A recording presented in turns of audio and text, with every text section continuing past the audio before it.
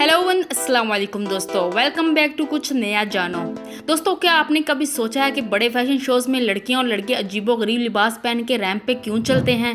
क्या इसको फैशन कहते हैं? और बाज़ औक़ात ये देखना बहुत अजीबोगरीब लगता है कि ये सब हमारी आंखों के सामने क्यों हो रहा है, और बहुत बड़े फैशन डिज़ाइनर के ऐसे अजीबोगरीब और बुरे लिबास की तारीफ़ क्यों की जाती है, उसको मीडिया के सामने अप्रिशिएट क्यों किया जाता है। और आपके माइंड में ये ज़रूर आता होगा कि ऐसे अजीबोगरीब कपड़े क्यों बनाए जाते हैं जो मुआशरे में पहनने के काबिल भी नहीं होते, जबकि हॉलीवुड की मशहूर शख्सियात भी ऐसे कपड़े पहनना पसंद नहीं करेंगी। तो फिर सवाल ये पैदा होता है कि ऐसे अजीबोगरीब फैशन शोज़ को मकबूलियत क्यों मिलती है। इन सब सवालात के जवाब आपको इस वीडियो में मिलेंगे। आगे बढ़ने से पहले मेरे चैनल को प्लीज़ सब्सक्राइब करते हुए जाएं और वीडियो को एंड तक देखें। चलिए शुरू करते हैं। दोस्तों, फैशन एक बहुत बड़ी इंडस्ट्री है जिसमें लोगों को अपना टैलेंट शो करवाने का और कुछ क्रिएटिव करने का मौका मिलता है।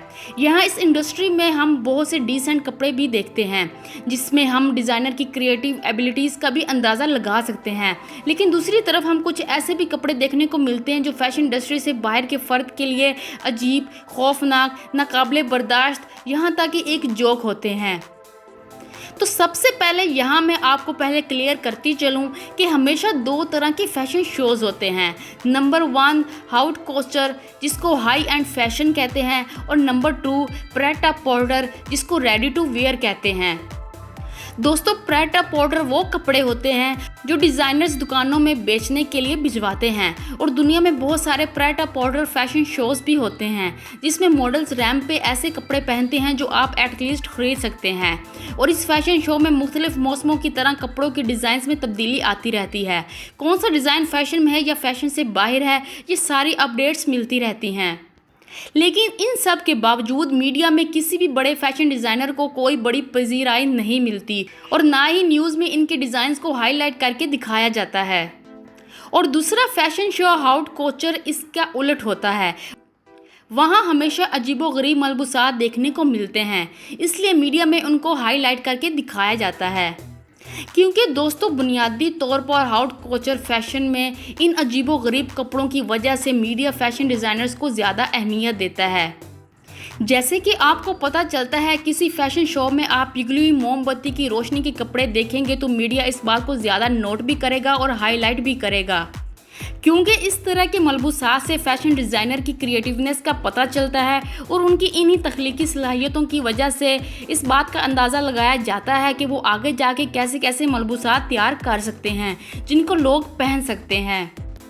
मिसाल के तौर पे आप एक डिज़ाइनर के बहुत ही अजीबोगरीब हॉट कोस्टर कपड़े देखते हैं तो आप इस बात का अंदाज़ा लगा लेते हैं कि ये डिज़ाइनर कितना क्रिएटिव है और किस हद तक वो रेडी टू वेयर कपड़े डिज़ाइन कर सकता है, कितनी खूबसूरती ला सकता है, और आप उस डिज़ाइनर के माइंड को पढ़ने की कोशिश करते हैं। इसलिए ये अजीबोगरीब कपड़े पहनने के लिए नहीं, बल्कि मीडिया में मशहूर होने और अपनी काबिलियत को साबित करने के लिए तैयार किए जाते हैं।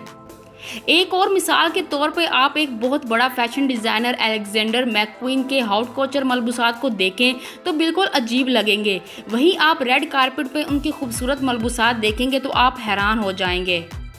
इसलिए उन अजीब कपड़ों का मकसद सिर्फ यही होता है कि लोग उनको पसंद करें या ना करें, लेकिन एक डिज़ाइनर अपनी तख्लीकी सलाहियतों को बिल्कुल एक आर्टिस्ट की तरह डिज़ाइन करता है। जैसे कार बनाने वाली कंपनी बहुत ही अजीब कार्स के डिज़ाइन बनाती है, लेकिन उनको सेम वैसा तैयार नहीं किया जाता।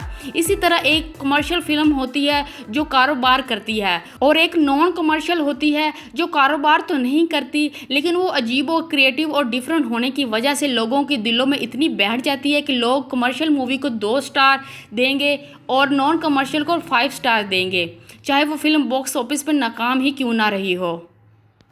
आखिर में आपको समझ आ गई होगी कि हाउट कोस्टर कपड़े सिर्फ डिज़ाइनर की क्रिएटिविटी दिखाने के लिए होते हैं, ना कि पहनने के लिए। चलिए दोस्तों, वीडियो यहीं ख़त्म करती हूँ। मज़ीद इसी तरह की इंटरेस्टिंग टॉपिक्स पे वीडियो देखने के लिए मेरे चैनल को सब्सक्राइब करते हुए जाएँ। मिलती हूँ अगली वीडियो में, तब तक के लिए अल्लाह निगहबान।